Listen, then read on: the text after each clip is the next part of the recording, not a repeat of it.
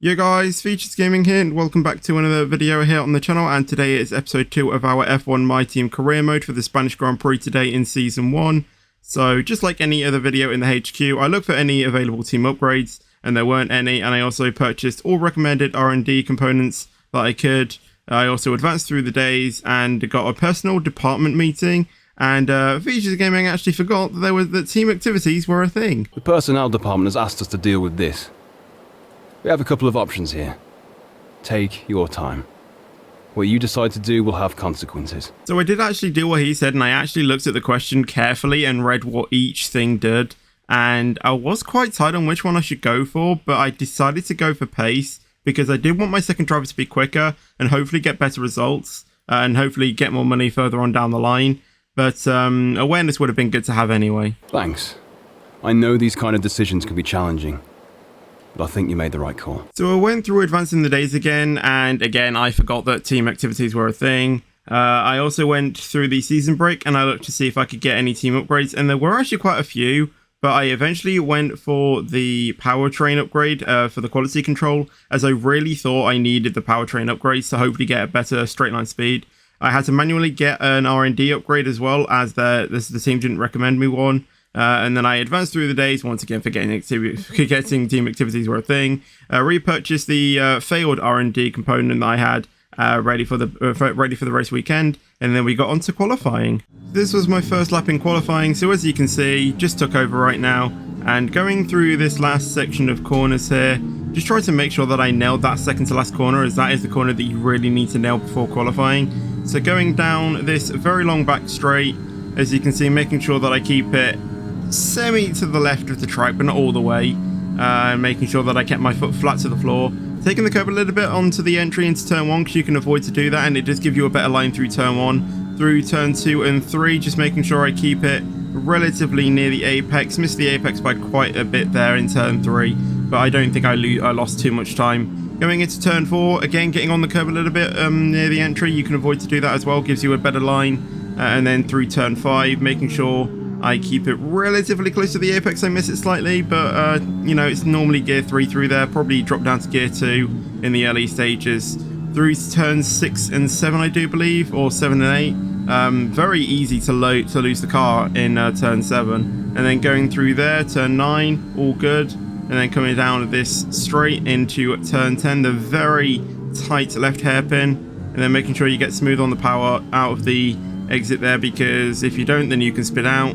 Going through turn 11 I think that is, and then into this sequence of corners again, just making sure that I try and keep it relatively close to the apex. This is a very, you know, tight section of the circuit, and just making sure I nailed it, and then once again flat out to the line. Lewis Hamilton actually behind me, but we were both going to finish our lap anyway, so that was my first lap, and we are in P5 at the moment. As I advanced through the thing, we dropped down into P17 I do believe, no, P19. So once again I had to go out, otherwise I would have been out, so went out on the softs once again, a new set of softs, and just tried to keep in mind, you know, that I needed to get this right. But out of the exit of that corner, it didn't go well. So while we go through this last qualifying practice, or this last qualifying lap, I did do all of the practice programs off camera as well, and the race actually predicted to be rain as well,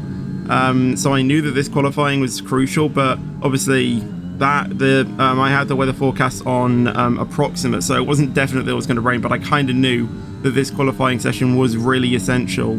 So through turns 1, 2 and 3 went quite well. Turn 3, again keeping it close to the apex, hitting the apex a bit better than I did on my first try, but I'm only like a 10th up, so I needed to, I knew that I really needed to improve.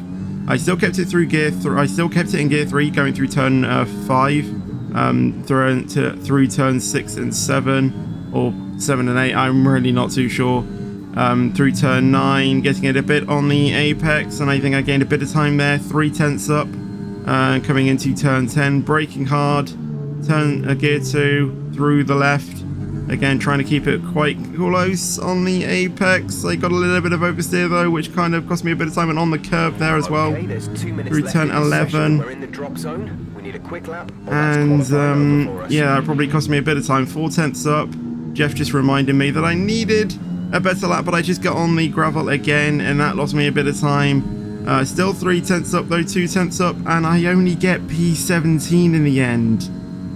And yeah, that was the end of qualifying for me. And my teammate Jack Aitken actually got through in P16, so he got into Q1, but I'm out for the first time in Q1 in P17. So I'll be starting P17 on in the race. So now it's time for So now it's time for the race, which we will get into right now.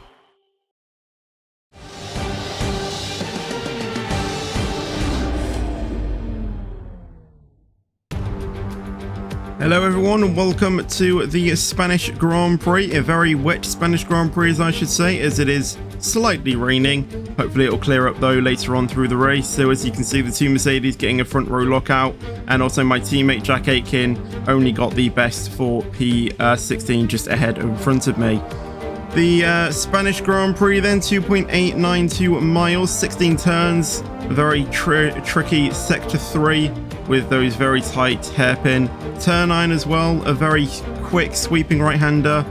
Never going to be taken flat out in these conditions. So let's go to the race start then, as we go to 5 red lights, and lights out and away we go. And a pretty decent start from everyone in the grid.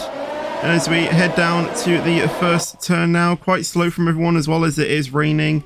Going through into turn 1, you can see me there on the right. I go down the inside of a few cars, and now I'm near, side by side with my teammate. Probably make a little bit of contact, but I do want to race my teammate. I don't want to be, deciding this race by team orders, but I go very wide through turn 3 there, and my teammate actually gets past me.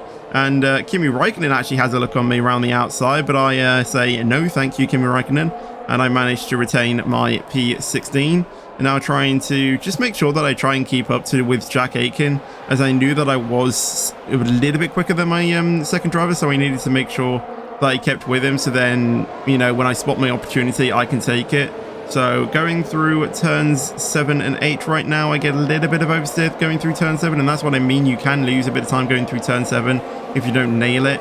Turn 9 then, and then going on to this back straight, quite close to my teammate, so I go down the inside and have a little bit of a look, and I just about get there. And I must say that was a bit of great bit of racing with my teammate. Probably shouldn't have done it though, as we are teammates, and actually lost a place to George Russell as well, but he managed to keep ahead of Kimi Räikkönen though. So going through turns 11 and 12, and then going through 13 and 14. And then one last corner to negotiate on this very wet Spanish circuit, I guess. And that was my first lap in the rain around Spain. And I knew that I had some decent pace around here, because I did actually do a league race on F1 2020 earlier in the week when I recorded this video. So I knew that I did have some decent pace. Going through turn 1, George Russell couldn't get past me, so we advanced through the race. And we're now only on lap 9. We've advanced quite a lot because nothing else really happened between there. So here on lap 9, going through turn 6 there, and then to 7 and 8, going through there. Looks okay, looks tidy. And then going through turn 9, sorry.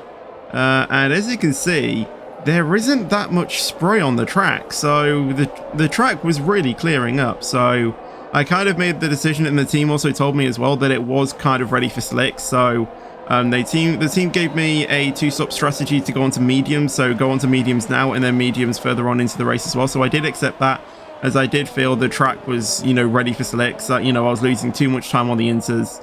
It wasn't worth, sticking out. I think actually a load of other racers went on to mediums a little bit earlier, which I probably should have done. And as you can see there, going into the pit lane, I nearly smashed it into the wall because of how much understeer I kicked up. So that was proving that the track was grippy and ready for slicks. So went into the pit lane. You can see there, literally everyone was into the pits after, on at least, at the start of lap 10. So as you can see, going into the pit box, the team not changing the wing, which was good. I didn't actually tell the team not to anyway. So at least they fixed that bug then, I guess, in patch version 1.06. As that is the new patch for F1. Just ahead of Esteban Ocon there. You could argue that I, probably should have waited a bit more. But out in P14, just behind Lance Stroll, and Esteban Ocon just behind me. So, just making sure that I kept it clean.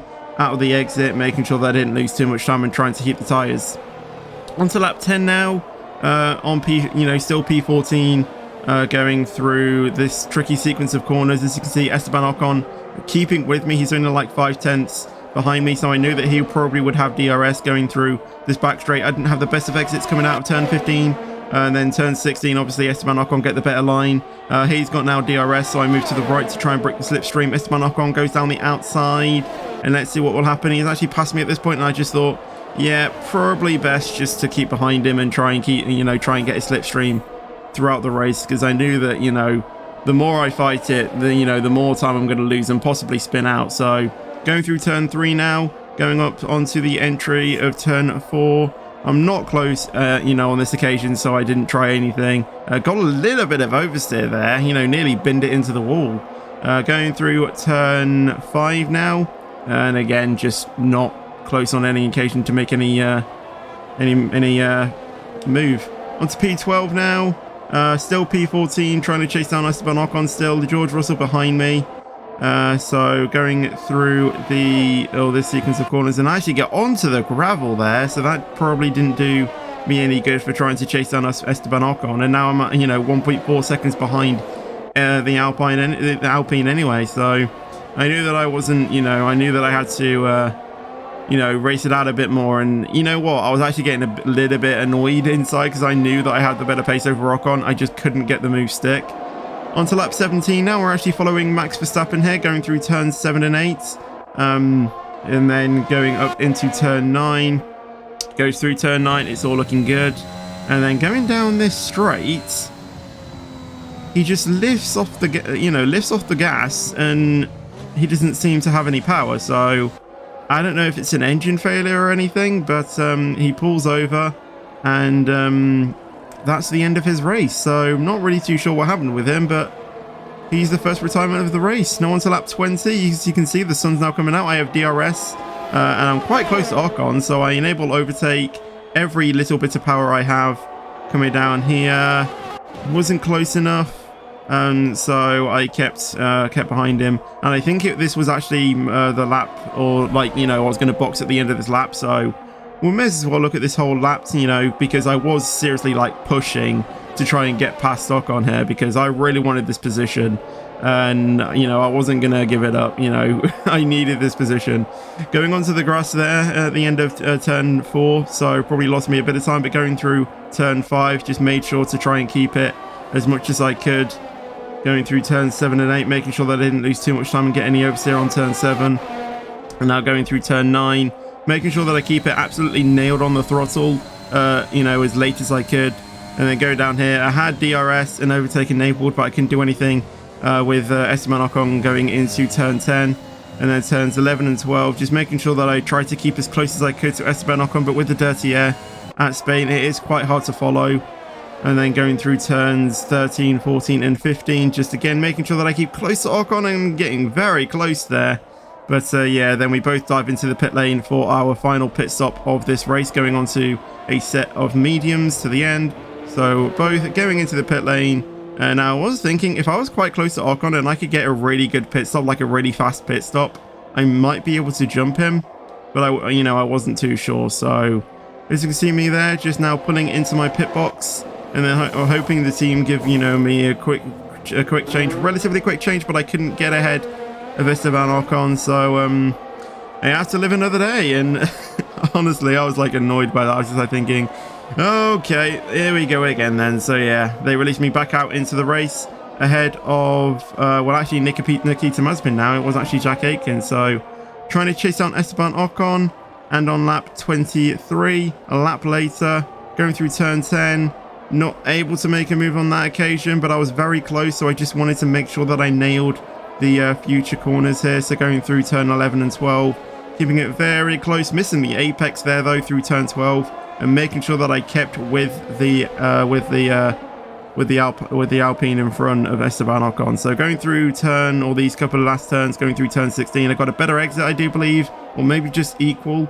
So I opened DRS, enable overtake, and I had a lot of speed here, so made sure that I tucked into his slipstream and did to him what he did to me, going on the outside, braking later, and I just managed to get that move stick in lap 24, and that moves me up into P12. So a great bit of racing there, and I was like, yes, finally, I'm through. So now we're following Kimi Räikkönen now on lap 24, going through turns 2 and 3. And as you can see, he was in a bit of a battle with George Russell, Yuki Tsunoda, and Jack Aitken, my own teammate behind me, a few laps before this. But as you can see there's a bit of puff of smoke there, and going through turn 4, you can just see he's there, very slow, putting over and retiring from this race. So again, probably another engine failure, and that's yet again another retirement. So now we're on to the last lap of the Grand Prix, because nothing actually happened after that in terms of my race. So yeah, it wasn't really the most exciting race I've ever had. You know, not many things have happened. It's mainly just me trying to chase down Esteban Ocon and, you know, driving in the wet. So, and Spain isn't really the most exciting race of the season anyway. So I was honestly pushing, you know, after getting past Esteban Ocon, seeing if I could get seeing if I could get to Lance Stroll. But yeah, I was pushing, and my tires were pretty much gone at this point, and Esteban Ocon was, you know, closing up on the, you know, like the final 2 laps of this Grand Prix. But you know, he had better tires than me. My tires were just dead. So I just tried to keep ahead of the Alpine behind me, just going through turn 9 now. So making sure that I kept it, you know, as much as I could on the power, as much as I could without, you know, losing too much time with my tires. Esteban Ocon couldn't do anything into turn 10, so I kind of knew there's a little bit of oversteer there, so I nearly binned it again. So I kind of knew like turn 10 was probably the only other real overtaking opportunity for him. So I thought, you know, if he can get past there, then I should hopefully come P12 in this race. So coming through turn 13 and 14 and 15, and then going through turn 16 and going through there, go to the inside, and P12 in the race. I finished in P12. So once again, another pretty good race, P12 in 2 races. And yeah, that was a good race. So here's the race rundown. So Lewis Hamilton obviously winning it with the quickest lap of the Grand Prix, followed by Valtteri Bottas in P2, and then it's Sergio Perez in the Red Bull, followed by Sebastian Vettel, and then Charles Leclerc, and then Daniel Ricciardo in the McLaren, followed by Lando Norris, then Fernando Alonso in the Alpine, Pierre Gasly, Carlos Sainz in his home Grand Prix, Lance Stroll in P11, followed by me in P12, P13 for Esteban Ocon and P14 for Yuki Tsunoda, then my teammate in P15, George Russell in P16, followed by Mick Schumacher, Antonio Giovinazzi, Nicholas Latifi, Nikita Mazepin, and then the 2 DNS of Kimi Räikkönen and Max Verstappen. So that is it for this episode, so I hope you guys enjoyed it. Make sure you leave a like on it if you did enjoy it, subscribe for more, and I'll see you guys in the next video or stream. But until then, take care and peace out.